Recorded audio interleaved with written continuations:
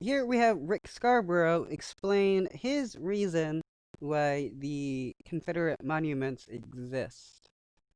I don't believe a single monument built to a Civil War hero for the South was intended to advance racism. Oh, there may be some that piggyback on it and advance racism, but I believe that most of those monuments were built to educate the next generation, to teach them of the tragedy of that kind of division.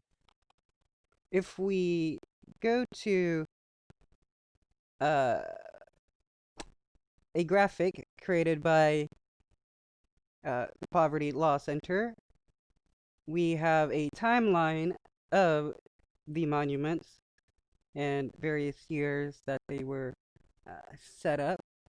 If you look at it, around 1910 is when the most uh, monuments were erected, and these were most of them, a lot of them were on courthouse grounds, others were around monuments already erected.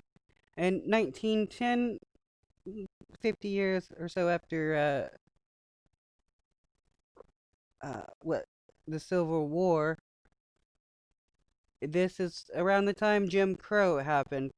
So people were erecting monuments around the time of Jim Crow in order to assert uh, the notion that black people are supposed to be subjugated to white people. We have some other spikes, like around 1920 and 30, where you have the Tulsa race riots. Sometime after 1920, shortly after, I think around 1922, um, you have another big area where monuments were erected. This was during the civil rights movement, where people were wanting to erect a large number of monuments, again, asserting the idea of white supremacy and various other racist ideas.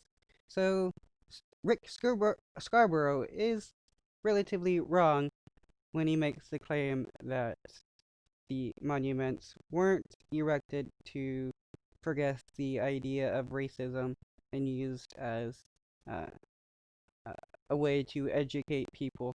I mean, you really don't need statues of racist people in order to educate others about something bad in the past. We don't have monuments of Hitler erected to teach people about the genocide of the Nazis. I mean, the genocide by the Nazis, or any other monuments erected to, teach about bad things in history, like the Christopher Columbus monuments. They're not used to teach people about his genocide of various islanders, but to progress the idea that he was some magnificent explorer who was just on the search for the new world.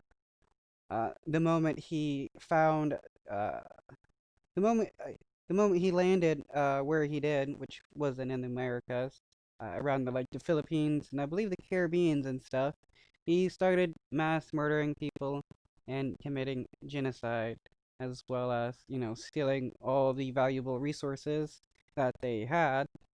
He thought the Earth was a pear shaped, and that he could get to India going in the way he was going. So a lot of these monuments that are erected are used to progress racist ideas.